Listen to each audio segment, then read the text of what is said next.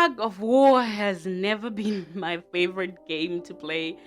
And if I knew I had been playing this game with the wrong opponent all my life, I would have stopped pulling the rope before my arms got bruised. But I never could, because whenever I looked my contender in the eye, I would see this dare that enraged me into wanting to defeat him. My enemy was this long-standing champion who had defeated almost everyone before me except one man who had used a tact that no one had and didn't know how to use. But I was so determined. How could anyone lose to such a weak-looking, old, soon-to-end opponent?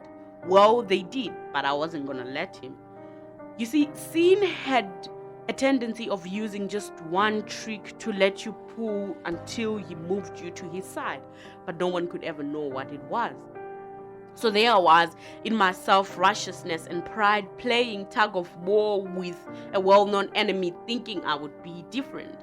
The more I pulled, the more my arms and back hurt. But I never could give up. There is a lot at stake. The prize to be won, a mansion, a chance to rule the world, and a lot of promises for the winner. I can't lose. I pulled and pulled and pulled, but Sin was winning. He was yanking me to his side, and my hands were bleeding in the process. Just as I was about to cross the line to his side, I heard a whistle blow. Enough! A voice shouted. That's it! I breathed a sigh of relief because I was almost defeated. To my surprise, Jesus, the only man who had defeated this long-standing champion, was the one shouting. He came over and took the rope and folded it and demanded that the game be stopped. I was glad he saved me, but I had questions still. And before I could ask, he said to me, "You see, no human should ever play tug of war, at least not with Sin. No one has ever won.